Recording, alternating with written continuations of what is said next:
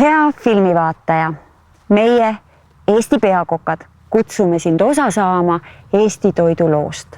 Ja meie südamesoov on tuua lapsed toidu valmistamise juurde. Jätku leiba!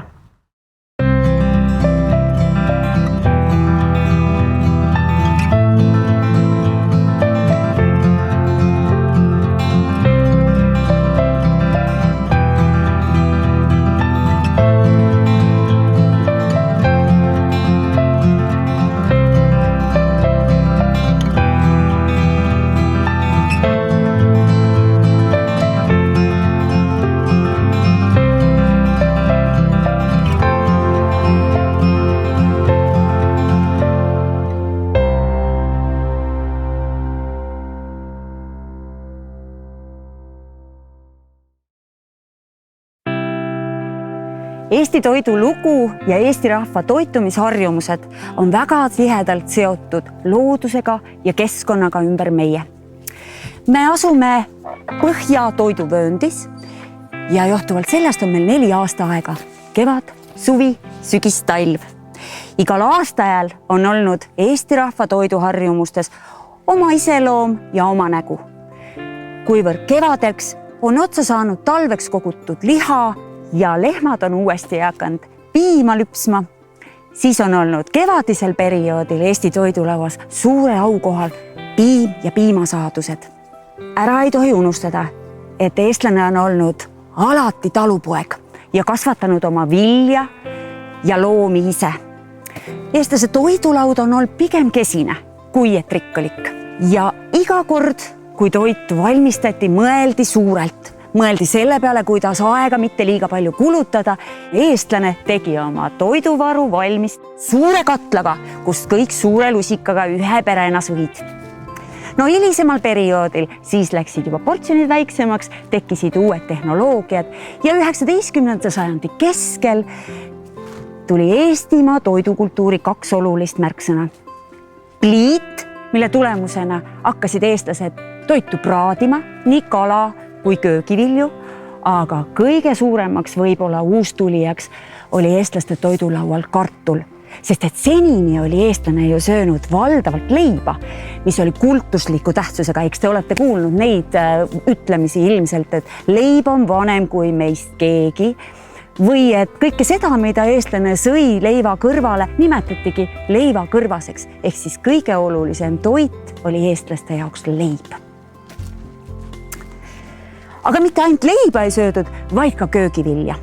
Ja nii nagu sai öeldud, siis kartul on alles üks uus tegelane. Enne kartulit sõid eestlased kaalikat, kapsast ja naerit. Suvisel ajal muidugi ka herneid ja läätsi. Eestlaste juba pikka aega väga-väga hingelähedane teema hoidistamine sai hoo sisse just tänu sellele, et tekkisid pliidid, et tekkisid kodumajanduskoolid, kus oli võimalik tarkust saada, kuidas täpselt sööki valmistada, millistest toiduainetest ja kuidas neid säilitada. Ja loomulikult ka sellest, et eestlastele sai kättesaadavaks purgid ja sellised nõud, mille sees oli võimalik juba hoidistada siis sööki pikemas perioodis. Kuivõrd kuningaid ei ole meie maal olnud, siis kõige tähtsam oligi mõisniku poolt antud tarkus. Mõisaköögis sai sööki valmistada juba ka ürtide ja vürtsidega, mis enamikule talupoegadest oli ju kättesaamatu. 20. sajandi alguses toimunud tööstusrevolutsioon oli põhjuseks, miks paljud talupojad läksid linna õnne otsima. See omakorda muutis nende toidulauda, võimalusi ja ka harjumusi.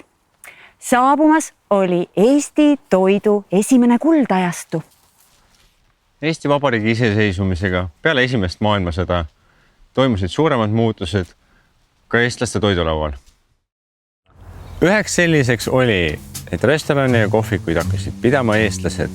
Linnapilti lisandus poode ja turge, kus oli võimalik osta erinevaid, kas kohalikke või siis importkaupu.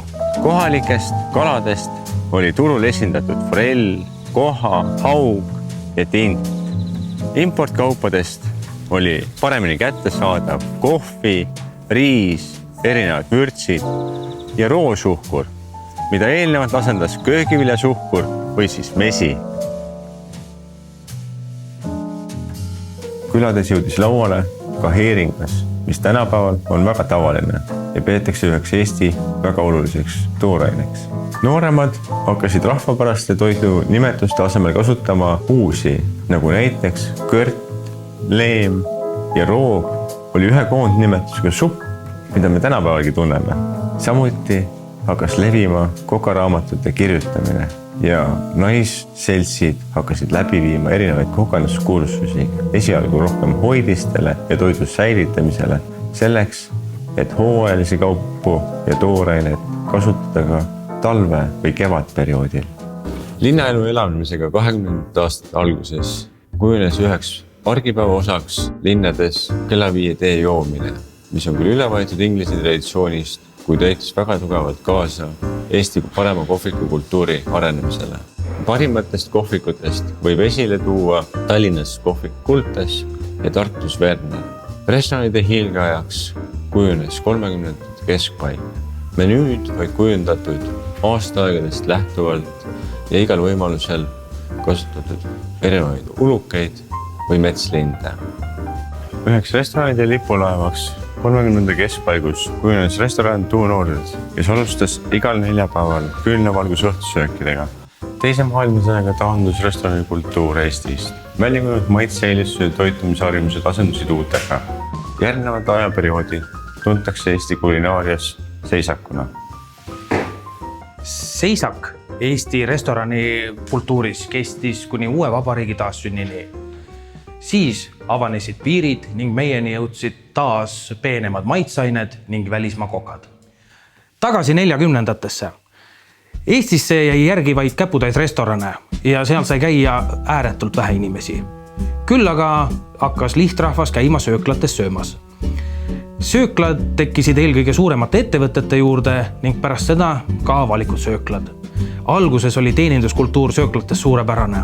Prouad, kes olid 30-ndatel sitsi põllekestega teenindanud kohvikutes, suunati edasi sööklatesse ja aitähid ja palunid käisid siia-sinna. See kõik muutus hiljem ja teie emad-vanaemad kindlasti mäletavad, kui ebameeldiv kogemus oli sööklakülastus. Menüüdest tekkisid üle vabariigi siis sarnased toidud igale poole sööklatesse. Siiamaani meil ka pakutavad seljankad ja gulješid on just 50-ndatelt pärit. Ja lisaks sellele, et hind oli üle NSV Liidu täpselt sama, olid ka retseptid grammi pealt välja mõõdetud ja kaalutud. 60-ndatel hakkasid inimesed sovhoosis juba palka saama, seega elatustase tõusis ning toitu peale hakati rohkem kulutama. Eriti mõnusad olid loomulikult sünnipäeva ning muud peolauad. Mitu perenaist tulid kokku, igas külas oli oma brigaad perenaisi, kes siis käis suurematel üritustel talitamas ja tehti mitu päeva koos sööki. Laudadel olid lookas väga peened ja meilegi hästi tuntud road, nagu singirullid, täidetud munad, heeringas rasolje, kartulisalat ning marineeritud räimed. 60-ndatel olid restoranid rohkem tantsimise ja sotsialiseerumise kui söömise kohad. Et restorani üldse sisse pääseda, tuli Šveitserile maksta, ütleme, et 3 rubla ja siis sai sinu seltskond ilusti restorani. Toidud seal restoranis ei olnud nagu suuremad asjad ja sellepärast seal ka ei käidud, aga nad olid kõik Moskva poolt kehtestatud ja üle vabariigi oli kõikides restoranides täpselt sama hinnastus. 70-ndad ja 80-ndad tõid Eestis kaasa suurema defitsiidi. Taaskord tuli leida tee maasugulaste juurde, kellel siis ligipääs kartulipõllule. Vastutasuks anti muud defitsiitset kaupa, nagu sokid ja kummikud. Ehk siis tekkis sugulaste vaheline kaubandus. 80-ndate üks kõige ägedam hitroog oli grillkana.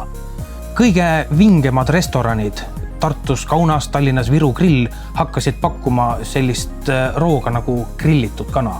Ja see kõik oli põhjustatud sellest, et Eestisse tekkisid oma broileri kasvatused. Ja Tallinnas Liivalaia tänaval tehti isegi pood, mille nimi oli Kikas, kus sai grillkana koju kaasa osta. Seal olid järjekorrad 1,5 kuni 2 tundi.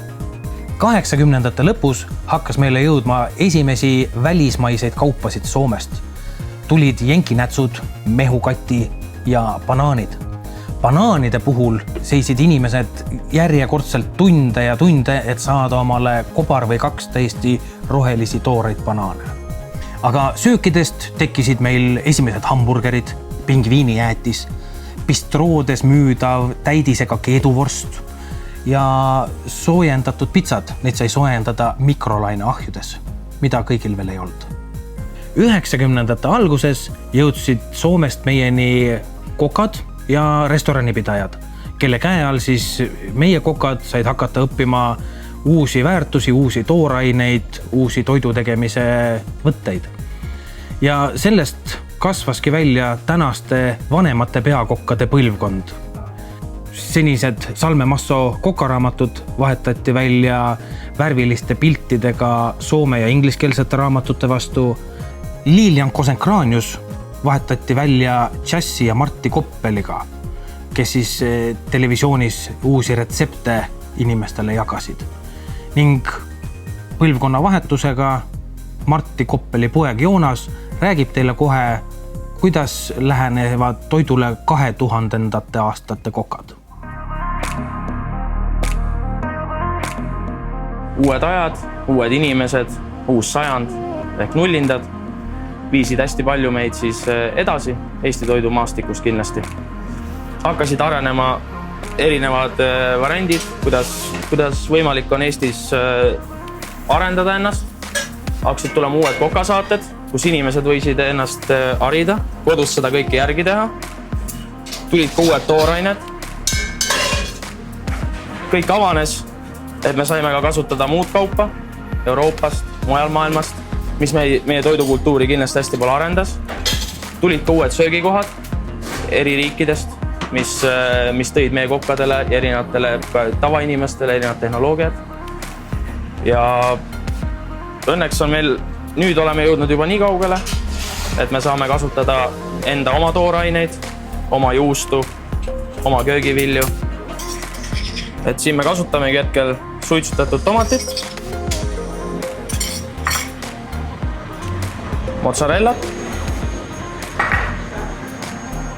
Anname sinna natukene suitsu juurde.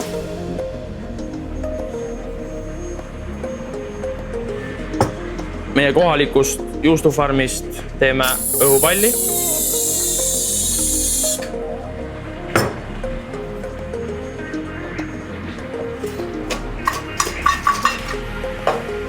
Ja see võiks ka olla toit, mis seob meid muu maailma ja meie enda traditsioonidega.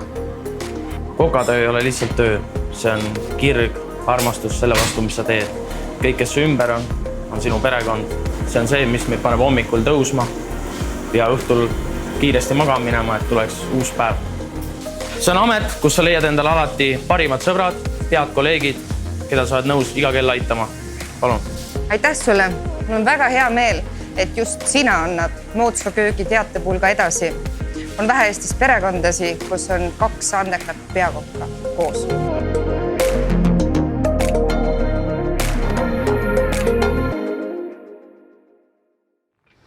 Hea noor inimene, oled jõudnud Eesti toiduteekonna lõppu, tänapäeva. Parimad Eesti peakokkad on kokku tulnud ja meil on mure. Eesti noor liigub liiga kiiresti toiduteekonnast eemale. Liiga palju tarbitakse valmis toitu. Mis on toit? Toit kui selline on meie kehale väga vajalik. Võib ka öelda üks tähtsamaid osasi meie elust. Koos kokkamine kodus, oma perega, oma sõpradega on väärtus, kus jagada oma päeva emotsioone, tegemisi ja tahtmisi. Kui sa oma akadeemilise hariduse saad koolist, siis tegelikult võiksid sa saada ka oma esimesed algteadmised toidu kohta ka koolist, kuidas kiiresti, lihtsalt ja hästi ise süüa teha.